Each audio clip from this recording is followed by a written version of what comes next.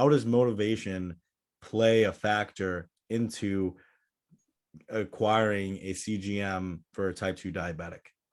It's it's really the most important factor. Like if somebody's not willing to change, why are we getting more data? Why are we spending more money?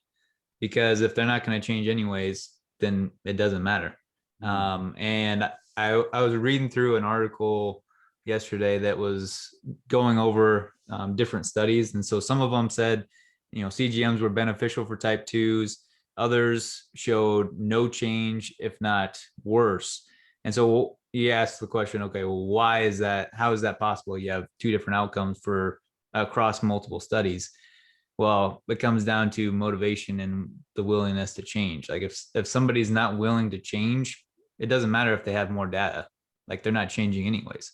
So if somebody has the motivation to change, giving them more data is going to make that change easier and more effective because they can be more precise with the things that they need to do. However, if they have no motivation, I don't care if you have all the data in the world. Doesn't matter. I agree completely. It's if you're not willing to change, yeah, there's no point in having that type of data. I will echo you when you say that.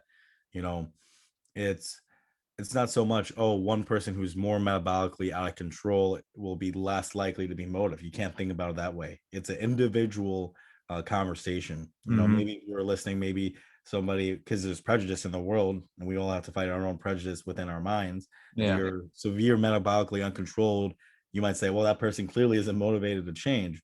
But unless you have a sit down and have that conversation, they might be the most motivated to change, especially at that particular moment. Yeah.